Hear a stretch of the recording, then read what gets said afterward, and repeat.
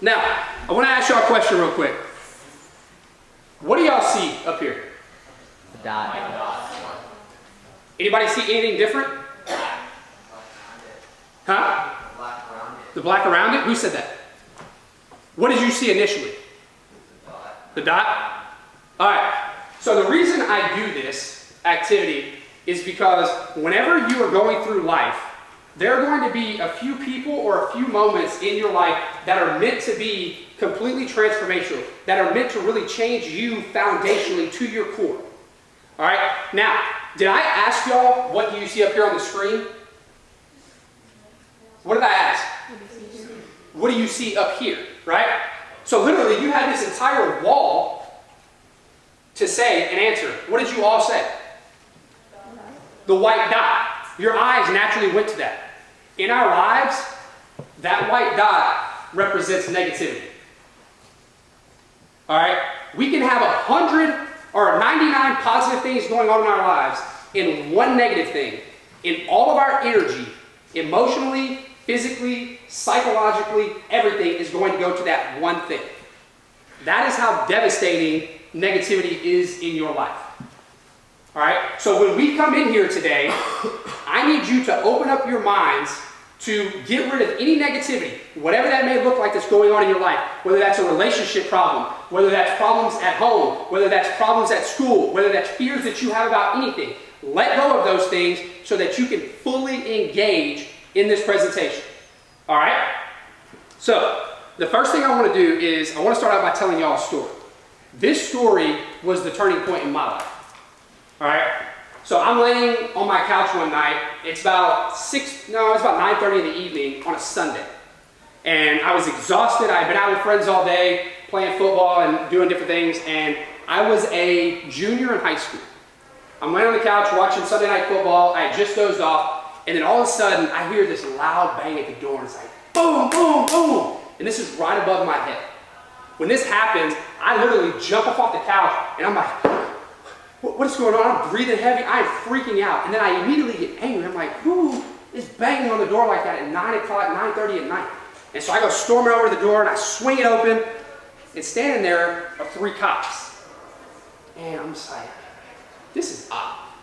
And I guess I was just kind of shocked because I didn't speak up. And eventually one of the cops looks at me and he goes, we're looking for John Aldridge. And immediately I got excited. And most people hear that and they're like, what? You're excited? Why? So I had that brother who always tortured me growing up. Like he was the one that always tried to pick on me. I'm the youngest of 6 kids. And my brother always tried to torture me. His name was John. And so I'm like, yes, this is payback. Because it would not be outside of the realm of possibility that the cops would be looking for him. All right, he was just that kind of kid. And so I'm like, all right, sweet, this is gonna be revenge. I'm gonna try to find my cell phone because I'm about to watch my brother get like billy club or tased, something really cool and like thrown outside. And so I'm like, oh yes. But then in all of my excitement and all the thoughts that are going on in my head, that same cop barks at me and he's like, son, is your dad home? It's like, my dad? And then I was just like, I don't know, let me check. And so I closed the door and the whole way back to my parents' room was like, what is going on? Why are the cops here to see my dad? And so I walked back to my parents' room and I'm standing in their doorway and they're laying on the bed watching TV. And after about 20 seconds or so, they finally realize I'm standing there. And my mom looks over at me and she goes, baby, what's the matter? I was like, there's 3 cops standing at the door looking for dad. Boom. Immediately my dad jumps up out of bed and races into the closet. And as he's running, he hollers at my mom and says, Mindy, tell him I'm not here. And my mom immediately bursts into tears. And I'm like freaking out. She hollers at my dad and she says, Johnny, no, we can't do this anymore. It's got to stop now. And I'm just like, what in the world is going on? And so I start freaking out. And the only thing I can think of is I've got to get out of this environment, get out of this situation so that I can figure out what is going on. And so I turned to go walking down the hall and bam! I got leveled by those 3 cops. They had heard my dad holler and they came in after. And so next thing I know, I'm laying there and I'm kind of like propping myself up on the floor. I see the cops go in there, they grab my dad, bring him out, throw him down the bed. and I lost it. I couldn't see anymore. I was on emotional overload, and I got up and I took off running. I ran down the hallway, out my front door, and I didn't stop running until I got to the parking lot. And as soon as I did, I dropped down on the curb and just burst into tears. Had absolutely no clue what was going on. It felt like everything was just, I was losing control of everything going on around me. And after a few minutes of sitting there, I hear some commotion behind me, and I look, and sure enough, here comes my dad with his hands behind his back, one of the cops escorting him, and then a few people back as my mom's still in tears, and as they pass by me, she drops down the curb next to me, and I'm sitting there, and I just remember looking at her, and I said, Mom, what in the world is going on? And she said, baby, your dad made some bad decisions. My dad went on to serve 7 years in prison as a result of that entire experience. Now, the reason I tell you that story is because why it was transformational in my life is because it made me realize that I had no control over the things that were going on in my life. I had no self-confidence. I did not like being put in situations, and I did not have a plan for how I was going to be successful. I was a victim in life. All right, life was happening to me. It was not happening for me. How many of you can resonate with that? You feel like everything else, everything and everyone around you is controlling your life. How many of you can resonate with that? Raise your hand. Don't be ashamed of it. Raise your hand. Good. Let me tell you this real quick before we go any further. Those of you sitting in the audience right now, if you are afraid to raise your hand to a question, please don't be. The reason you're afraid to raise your hand is because you're afraid of people judging you. I can tell you right now, the people who are judging you are either A, afraid of being judged, or B, they're not very good people. So don't worry about the judgment of those people. If there's something that resonates with you, something that you feel, please have the courage to raise your hand. All right? Is everybody good with that? Good. So, I'm sitting there, I'm 16 years old, I'm sitting on this curb, and I don't have a clue what's going on in my life. I don't have a clue how I'm going to get out of this situation. I have absolutely no clue how I am going to be any different than my dad, who was a high school dropout with 5 kids by the age of 21. My mom, high school dropout, got pregnant when she was 16, 3 kids by the age of 20. My 3 eldest siblings, all high school dropouts, 2 of them addicted to drugs and alcohol. There was no pattern of success in my life. There was no model of success in my life. I was meant to be unsuccessful. At least I thought. Because that's what life had told me. Life had told me, people like you don't achieve success. That's what life told me. That's what I believed. I was a straight A student. I was on the verge of getting numerous scholarship offers to go play football. I could have went anywhere that I wanted to in the country on an academic scholarship. But in my mind, I was meant to be unsuccessful. Because what was going on in my immediate circle was way more influential than anything anybody else would have told me. So what I started to realize was that not anybody else, me, I was responsible for my success, or lack thereof. There was no circumstance that I could not overcome. There was nothing, or just about nothing, that I could not be if I was willing to put in the work to become that. It's the exact same story for you all. Some of you may resonate with that. Some of you, I promise you, plenty of you are sitting there right now and you're like, I feel the exact same way. Whether you would have the courage to raise your hand to that question or not. There are a ton of you sitting there right now that probably have big goals, big aspirations, big dreams, but you feel like it's not meant for you. You feel like you can't achieve that. And I can promise you right now, you are dead wrong, because you can't. And what I'm going to teach you today is how you can do that. Does that sound good to everybody? Does that sound good to everybody? Yeah. All right, there we go. Good. So, what we're going to focus on is 3 movements in life. All right, there's 3 words that you need to focus on, and that's it. Be, do, and have. Okay? In your books, I want you to open those up. I want you to flip to the back cover. I want you to do all these activities, like open it up to the inside of the back cover. And you've got some space there on that last page and on the back cover to be able to do these activities that we're going to do. All right? So right up there at the top, I want you to write those 3 words, be, do, and have. You write it wherever you want to write it. Just make sure that you keep it neat enough so that you know what exactly we're talking about. So one of the funny things about life is that we're taught to do life in the wrong order. All right? I firmly believe that. I firmly believe that we are taught to just live right now and create our reality as we go. So we focus on, okay, who do I need to be right now? And then what do I need to do? And then what results are going to manifest out of that as a result of who I am and what I do? The problem with that is that you can't create something that you desire if you don't know what you desire. So when it comes to being successful in life, you have to learn to do life in the opposite order. So what I want you to learn how to do is to live in the now, but to think in the future. Okay? So, we're going to talk about these 3 words, but we're going to talk about them in the opposite order because this is the order they're traditionally taught in. I want you to start thinking about them in the opposite order. So the first thing we're going to talk about is, what do you want to have? Now, when I talk about what do you want to have, what I'm talking about is your legacy. Okay? How many of you know what the word legacy means? Anybody want to throw out a definition? Oh, why don't hands go down? Come on now. Kind of like the way people remember you. Perfect. Perfect. The way that people remember you. What do you want the end result of your life to be? That's your legacy. All right? The reason why you have to think about your legacy is because I want you to visualize for a second. We're going to hop in a car. How many of you have ever been to New York City? Anybody? Okay. So a lot of the leaders, only one student. All right.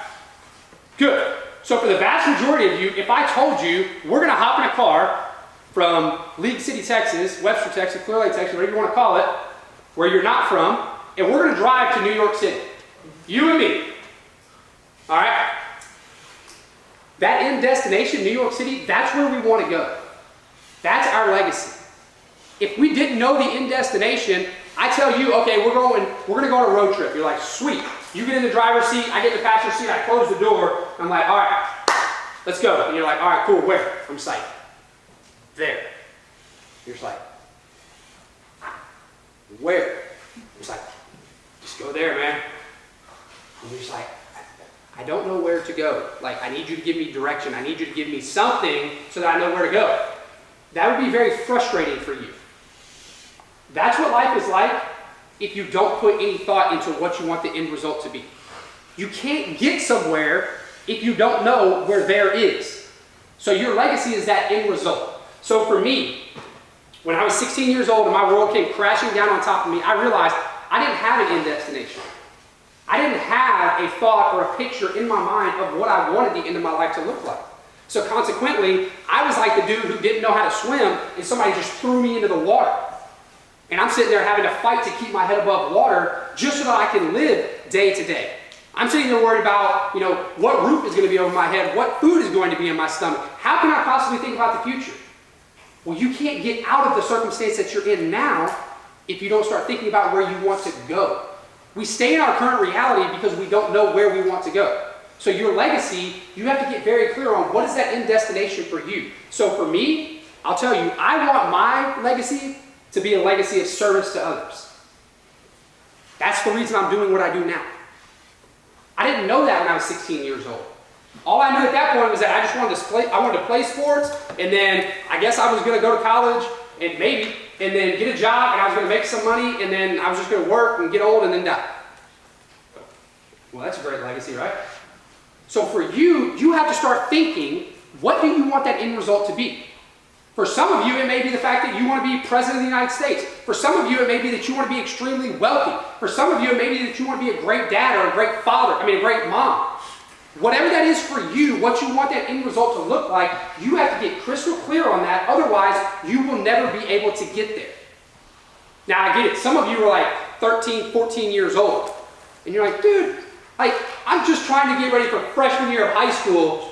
There's no way I can start thinking about 40, 50, 60 years from now. That's fine. You may not have it pegged down to exactly who you want to be, what you want to be, what you want to have accomplished. But these are things that have to be going on inside of your head all the time. And they're going to change. Again, when I was your age, I didn't know that I wanted to be what I am today. I didn't know that I wanted to do what I wanted to do today. but you have to start asking yourself the question and start writing these things out, otherwise you're never going to get there. Okay? So the first thing that I want you to write on your paper, I want you to put a number 1.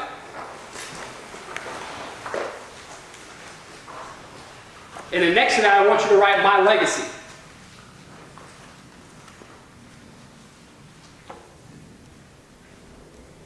What I want you to think through, I'm going to give you a few minutes to just sit there and kind of start throwing things out there. What is it? Who do I want to be? How do I want people to remember me? If you know, great. If you don't know exactly, start writing some things down like, I want to be wealthy. I want to be able to travel the world. I want to be able to do these things, because that starts giving you a clear direction of where you want your life to go. All right? So I'm going to give you just a couple minutes to start writing some of those things down, and then we'll go on from there. I want to be uncommon in the way that I love my kids. I want to be uncommon in the way that I serve other people. I want to be uncommon in my work ethic. I want to be uncommon in the way that I show up each and every day when I go to church. I want to be uncommon in every single thing that I do. So when I pick my head up off the pillow in the morning, when my feet hit the floor, I am on fire every single day to touch as many lives as I can, to impact as many people as I can, and to love people in a way that they're not accustomed to being loved. And so for you, I would challenge you to do the exact same thing. Try to figure out, once you start getting some clarity on where you want to go, what you want to do, try to figure out, can I peg this down to one word? And can I be that one word every single day? Because when you start showing up as that person, we're going to talk about this here in a little bit, you're going to actually create that end result that you want. Okay? So now we know where we want to go. We know what we want to have. We know what we want that end result to be. The next thing that we need to talk about is what? Huh? Do. All right, I told you there's 3 words. So we need to talk about what do you need to do to get there, because you can't sit there and say that, for me, that I want to live a life of service to other people and then just hope that I'm going to get experience or opportunities to serve other people. Or just sit there and say, you know what? People are going to seek me out, and when they do, I'm going to be able to build a relationship that's going to change their life. No, it doesn't work that way. If I want to have a legacy of service to other people, if I want to be uncommon in everything that I do, I have to actually do things, right? So what this looks like in our lives is our goals. All right? If you think about it again, on that roadmap that we talked about, as far as us traveling from here to New York City, we've got the destination. Now we've got to figure out, okay, where are we going to stop along the way to make this a successful trip? What things do we want to stop and do? What do we want to stop and eat? Where are we going to stop and sleep? We have to figure all those things out, because that's going to make it a much more enjoyable trip, rather than just taking off and going and having no clarity around what it is that we want to do. Otherwise, we get there, we're like, man, that road trip absolutely sucked. I never want to do that again.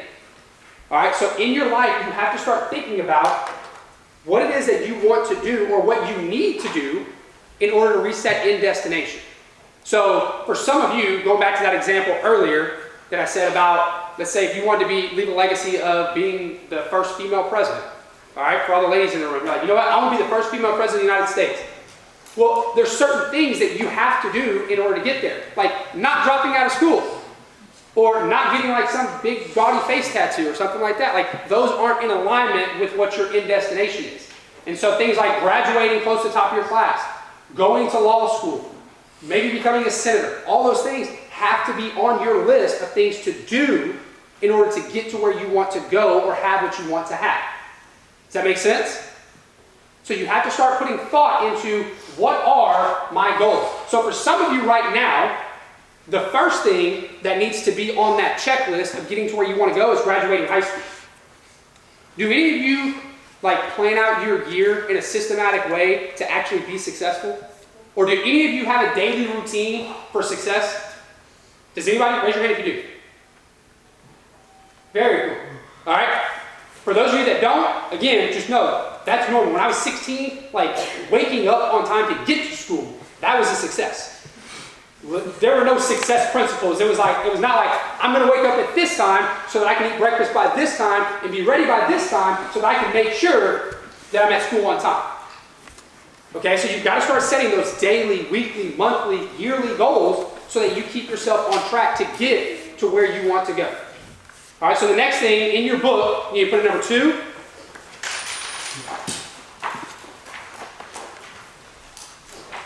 And next to that, write my goals.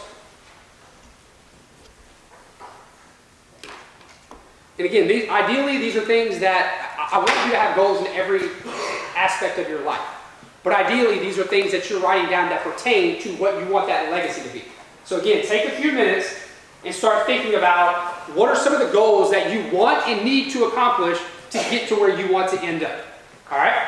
Notice I didn't say, who do you need to become? There's a difference between becoming somebody and being somebody. All right? If you have a desire or an aspiration inside of you, that's not by chance. That's because it's something that you actually think or believe that you can be.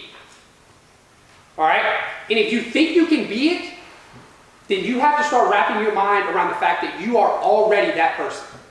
Yeah, you may not be a multimillionaire right now, but you are a multimillionaire inside of you, if you want to be. Because you've got the work ethic, you've got the courage, you've got the decisiveness, you've got all of those things that it takes to get to where you want to go. You have to be that person now. You can't focus on trying to become that person 10 years, 15 years from now. Everybody who is successful lives into their success. So what that meant for me was that in order to become a professional speaker, I had to start being a professional speaker. So whether that was being the one that was like shaking, raising my hand whenever they're like, hey, does anybody want to talk in class? And I'm just like, dude, this is who you are. This is the legacy you want to leave. This is who you are. This is not who I'm going to become, because I'm never going to become something that scares me. I've got to be it now.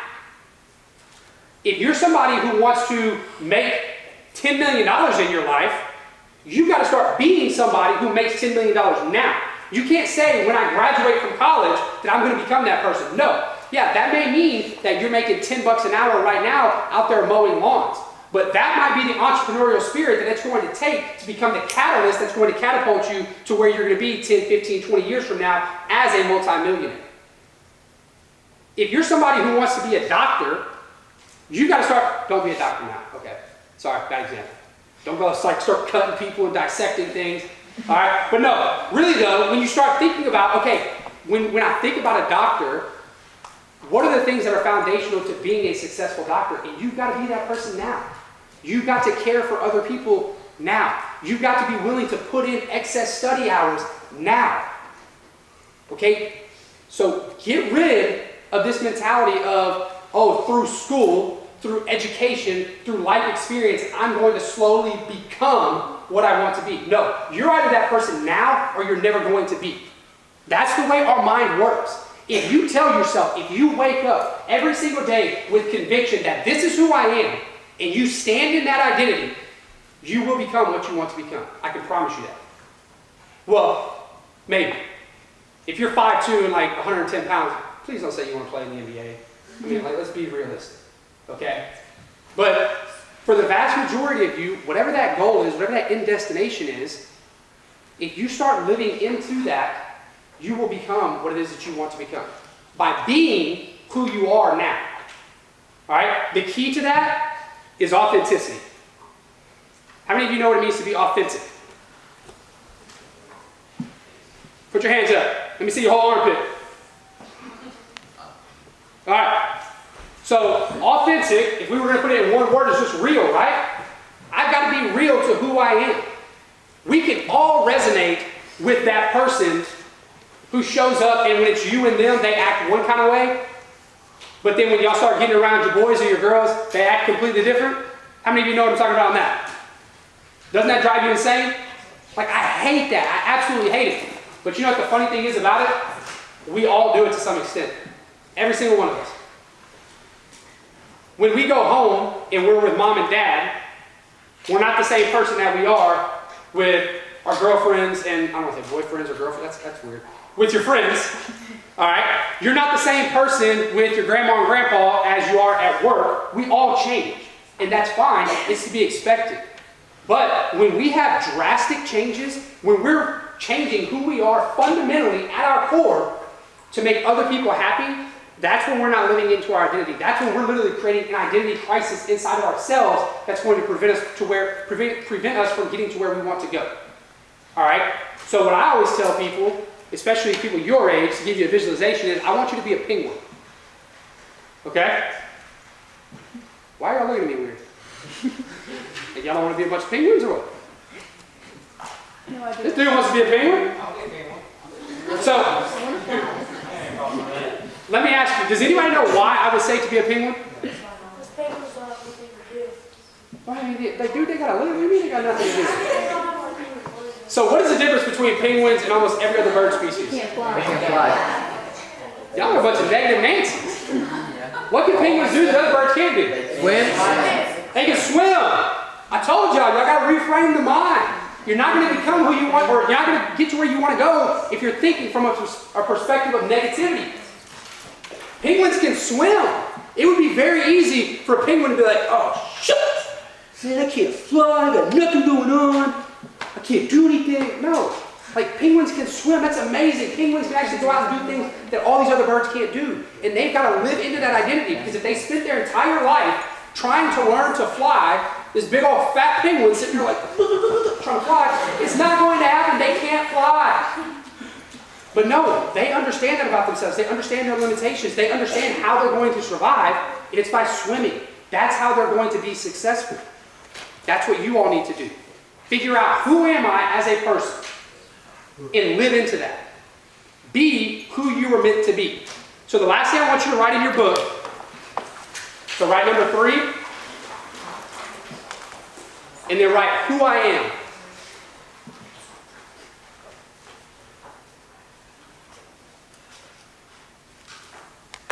And what I want you to do is I want you to just several times down underneath that, I want you to put I am ... I am ... I am ... I am ... And you can add to this list.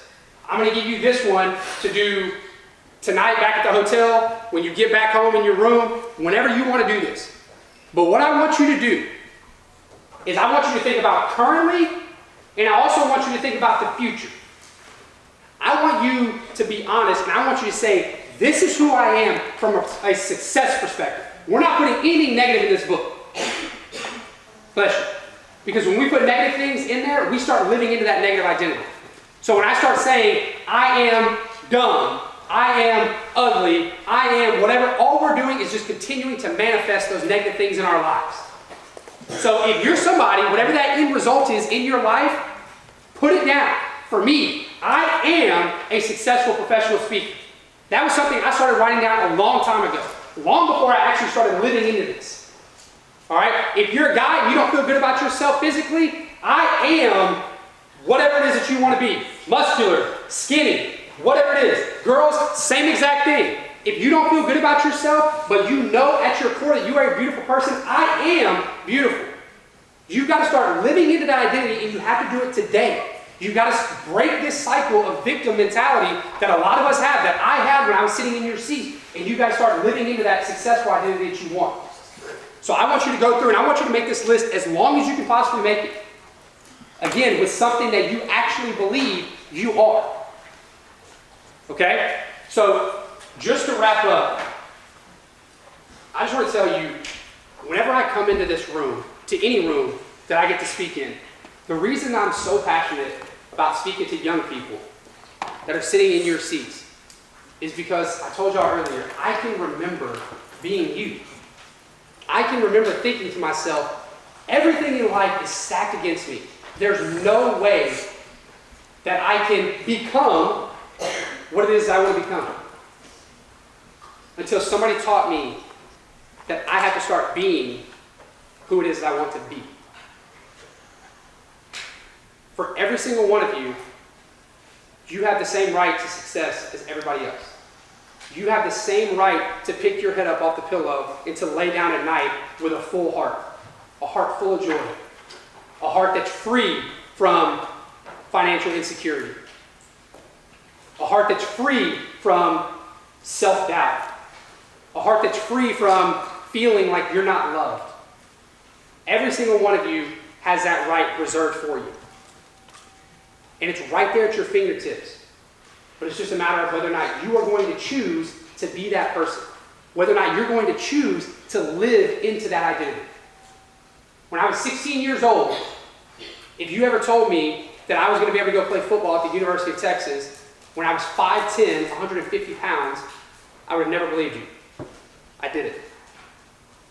When I was 16 years old, if you would have told me that I was going to graduate at the top of my class from the University of Texas, in the top 1% out of 50,000 students, when nobody in my family had ever even went to college, I would have told you were crazy. But I did it. Whenever I was 16 years old, if you would have told me that I would be able to write a book that I could put in the hands of students, that is poured out of my own heart, that could actually create change in this world, I would just laugh at you. I'd be like, no, like only highly successful people write books. But clearly I didn't. If you told me that I could travel all over the country and speak to kids, to empower them, to help them live into the identity that's already inside of them, that purpose, that passion, that thing that's knocking at your heart every single day, if you told me I get to do that and I get to get paid to do it, no. People like me don't get to do that. People don't listen to people like that. But I do it. Here I am. And you all have the same exact opportunity. I told you, there's nothing special about me. I was never the biggest, the strongest, the fastest, the smartest, the best looking, nothing.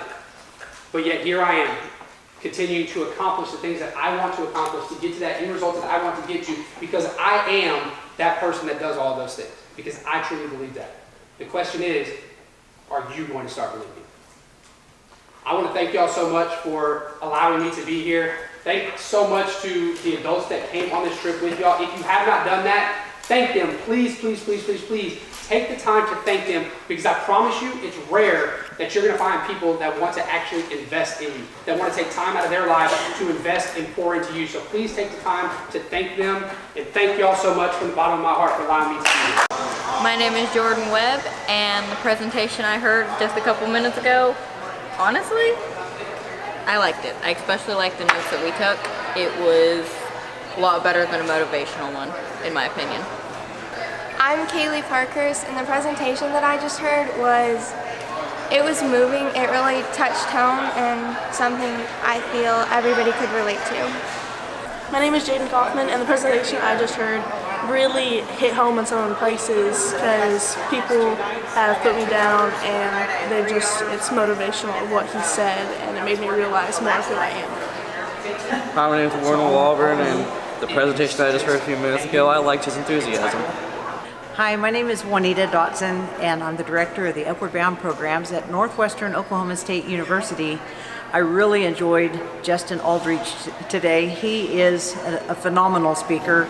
I could relate to him real well because myself, I was a first-generation college-bound student and in a very dysfunctional family home when I was a child growing up, and I am part of the TRIO Upward Bound program myself, and so he really relates to our kids, and that's what's amazing, because life is tough and it's what you make it. It's all about what you make it. And Justin, he's got the right tools because he's been there, and now he knows how to make some changes in sharing his story with kids and older people just like myself that went through some hard times and became successful. So I recommend Justin Aldridge any day. Thank you. Hi, my name is Tim LeBoy. I'm the project coordinator for Upward Bound at Northwestern Oklahoma State University. And I would highly recommend Justin Aldridge to speak to any students, any group of kids or young adults. Really changes the way that the kids think about their goals, their aspirations, about things going forward. Justin did a great job of flipping the script on the way we process information and try to critically think about our futures and the goals that we have set for ourselves. So furthermore, I'd highly recommend Justin Aldridge to speak to any large group or any small group of young students, young adults that are looking to make something of themselves going forward and may struggle to, find those tools to think about and process and map out the direction they're going to go going forward. 1, 2, 3.